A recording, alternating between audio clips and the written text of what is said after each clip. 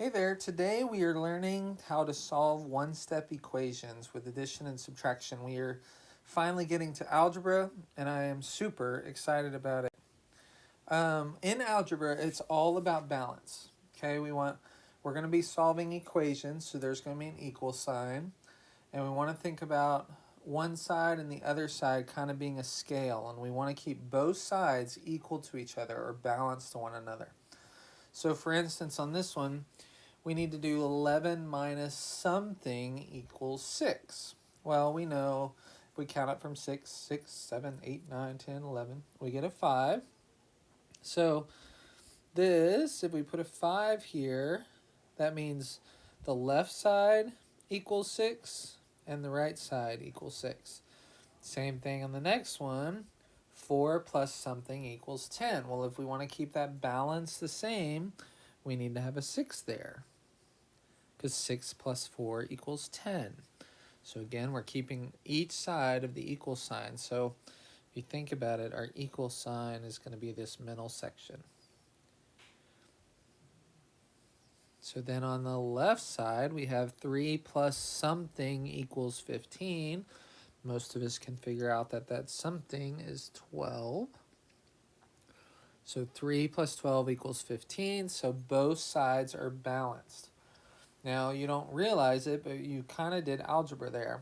So let's talk about it. Solving equations allows you to find a missing value, or in math, we call those variables. The variable must be alone or isolated on one side of the equation. So your goal is to get the variable all by itself. And for us to do that, we're going to use inverse operations. We're going to talk about what that is in just a second. We want to keep our equations balanced, so whatever we do to one side, we want to do it to the other side. And then after you're done, you can always check your solution by plugging in your answer back into the equation. So if you have a variable, we can put our solution back in for that variable, and if all the math works out, we know we got it right. Checking your solution is super important. All right, an inverse operation. What the heck is that? Inverse operation is the operation that reverses the effect of another operation. Basically, let's talk about this. If I was adding, what's the opposite operation of that? Well, subtraction. If I was multiplying, what's the opposite operation? Division. Okay, so those are inverse operations of each other. If I was subtracting, addition would be the opposite. If I was dividing, multiplication would be the opposite. So these are inverse operations. This is going to be super important that you understand this part of it, because you're going to use them a ton moving forward. All right, let's take a look. So it says, using models, write and solve the equation represented below. Now it's an equation because we do have an equal sign. Here, we'll just highlight that. So that's our equal sign right there in the middle. And one thing I like to do, and you don't have to do this, but I try to think of two sides of the equal sign. Got a left side and a right side in this case. Remember, we want things to be balanced. So for my equation, it looks like I have 1x, and then I'm adding 4. And then we have our equal sign, and then it looks like I have 1, 2, 3, 4, 5, 6, 7, 8, 9, 10. Now the way we're going to solve this is we're going to use inverse operations to get rid of anything that's with the variable. So I want to get x completely by myself.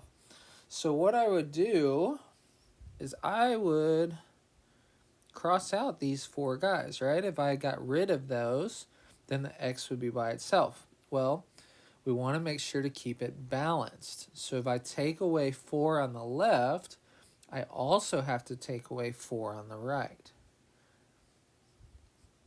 Now I've done it on the both. I've taken 4 away on the left-hand side and 4 away on the right-hand side. So I know that the balance didn't change. And I've also gotten the x by itself. So if I was to write the solution, I would say x is by itself now. And then I just need to count how many I have left. So 1, 2, 3, 4, 5, 6. So we would say x equals 6. And we could prove that by plugging 6 back in up here. So if I erased my little x, is it going to let me erase? Maybe? Pretty please? There we go. And I plug in the 6 that I got at the bottom. If we do 6 plus 4, is that going to equal 10? Yes. I'm going to say check. I did it the right way. But you'll notice I did the same thing to the left that I did to the right-hand side. All right, so here's another one. I have 1x plus 2. Again, I have my equal sign right here, and then I have 6 on the other side. So if I wanted to get x completely by itself, I would get rid of these two. But remember, super important, if I do something to the left, I want to do it to the right as well. So I'm going to get rid of 2 on this side. And if you notice, that leaves my x all by itself. So I can say x equals, and then if we see what's left over, I have 4 over here. So I could say x equals 4. And we all know if we put 4 back in here, so if we went and put our 4 right here, 4 plus 2 equals 6. So I know that we're right. Notice I kept it balanced on both sides. All right, this time they put the x on the right-hand side, but that doesn't matter. We're just going to write our equation. 4 equals 1 plus x. Then I want to get x completely by itself, so I'm going to get rid of 1 on this side, get rid of 1 on this side because it's super important that it stays balanced. So I'm going to have x equals 3. And to prove that, again, I can take that 3, put it in here. 3 plus 1 equals 4. We're good to go. All right, one more model, but we have some negatives this time. So this is going to be a little bit tricky. So I'm going to do x minus 2 equals 4. Now I want to get rid of those two negatives, but I don't have any negatives. So I could use 0 pairs, right? But I'm going to show you kind of what we would do sort of without the model instead of adding, I can't decide. All right, let's just do 0 pairs. We'll do that. Since we're using models. Okay, in just a second, I'm going to show you how not to use models. We're just going to do just the numbers. But since we're using models, we want to get rid of 2 negatives, but we don't have 2 negatives over here to get rid of. So I would probably do -1, -1. But then when we do that, we also have to add a +1 and a +1, right? Because those are 0 pairs. Although we added those, this really means 0 and 0. Now I could get rid of the 2 on the left. I could get rid of the 2 on the right. And notice that's going to leave us with 4 right here, but then you also have the 2 extra here. So our answer would be x equals 6. And if we put that back into the equation, 6 minus 2 equals 4. So I'm going to say yes. Now, this is probably the hardest one about models, is when you have negatives and you don't have the negatives on the other side to get rid of. But we're going to show you, I'm going to show you a second on how to do this without the models, and I think it's a little easier. Okay, so one more with the negative. So it looks like we have 9 on the left, and we have x minus 1 on the right. So I want to get rid of that -1, right? I want to be able to get rid of that. So I have to get rid of a -1 on the left, but I don't have a -1. So what I'm going to do is I'm going to make a little -1 box, but I'm also going to do a +1 box. The reason that is this is a 0 pair, right? -1 and 1 is 0, so I didn't really change the balance. Everything's still balanced, but now I'm going to get rid of the -1 over here and the -1 on the left. And then I'm going to count everything I have left over. So 1, 2, 3, 4, 5, 6, 7, 8, 9. Don't forget this guy over here. I have 10. So my answer would be 10 equals x. And if we put that in here, if we take that 10 and put it back in for x, 10 minus 1 equals 9. So we know we're good. All right. Zero pairs, a little tricky. Remember when we did integers way back when? Same thing. All right, now without the models, I actually think this is a little bit easier. So we are going to use inverse operations. So we're going to do the opposite of whatever we're doing, whatever is written in the equation. So for instance, this one says x minus 6 equals 12.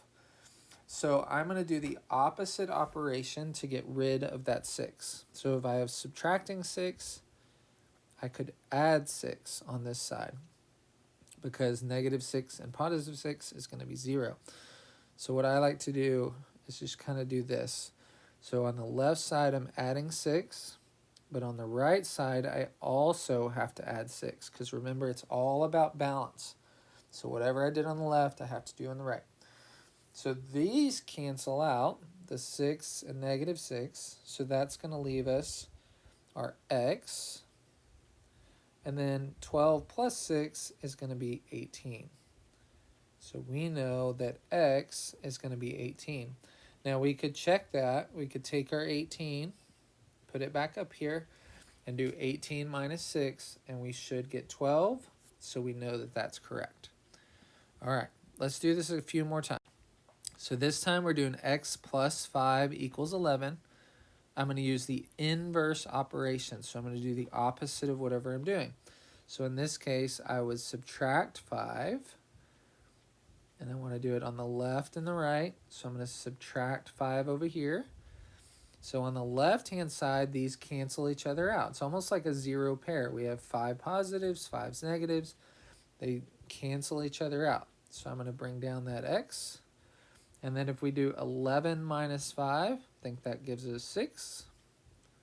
So we would say x equals 6.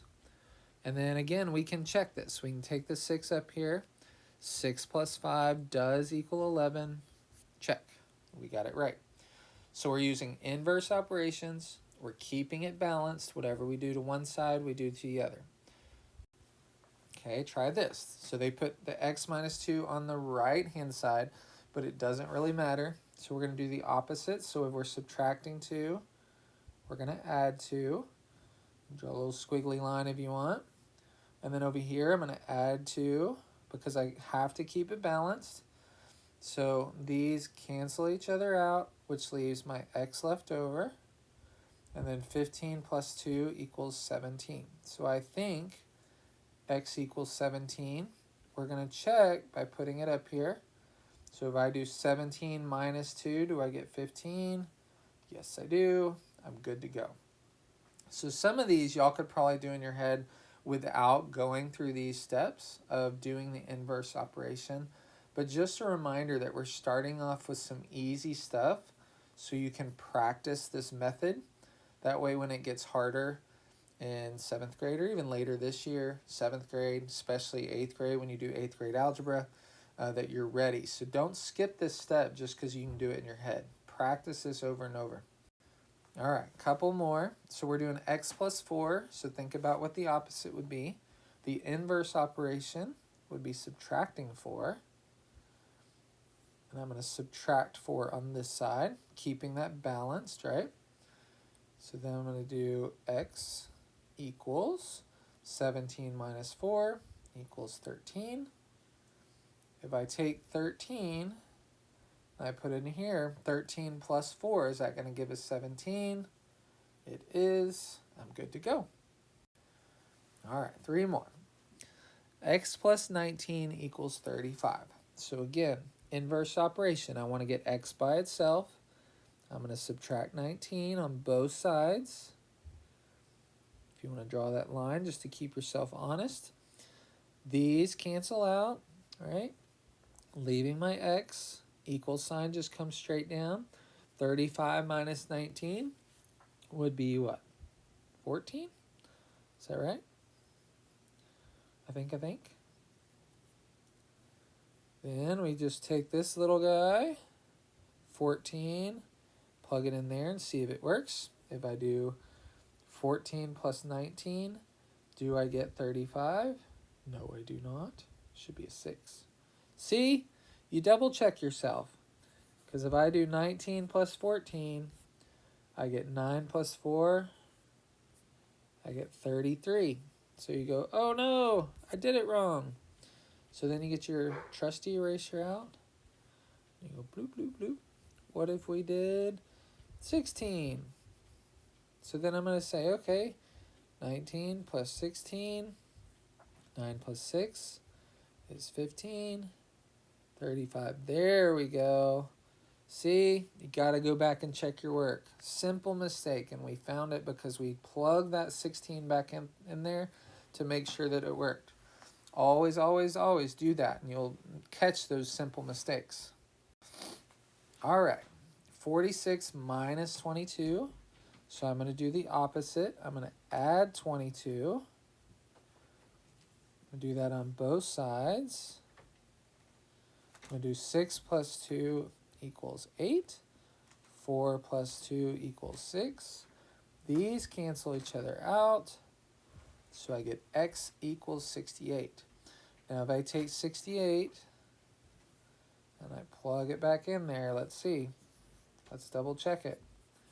Practice what I preach, right? 8 minus 2 is 6. 6 minus 2 is 4. Did I get 46? I sure did. I'm good. All right, x minus 27. What's the inverse operation here? Well, I'm going to do the opposite. So I'm subtracting 27, so I'm going to add 27. Also going to add 27 on this side. So these cancel each other out, leaving me x. And then 31 plus 27, I think, equals 58. So what I'm going to do is I'm going to take this 58, I'm going to plug it in up there. 58 minus 27, 8 minus 7 is 1, 5 minus 2 is 3. Did I get 31? I sure did. Okay, last one. Hopefully you're starting to get this. Inverse operation. I just look at, see, I'm adding 33 here, so I want to subtract 33. I have to keep it balanced, so I have to do it on both sides of that equal sign. You can draw a line if you want to. You don't have to. 33 minus 33 cancels out. That's going to leave my x equals, and then I'm just subtracting 54 minus 33. I get 21. I'm going to double check. I'm going to take my 21. I'm going to add it to 33. 3 plus 1 is 4. 3 plus 2 is 5. Did I get 54? I sure did. Notice I'm going back and checking every time. All right, guys, it's all about balance. Doing inverse operation on both sides. Practice, practice, practice. So this is just addition and subtraction, but you'll notice multiplication and division are going to be the same thing. All right, we will take a look at that next.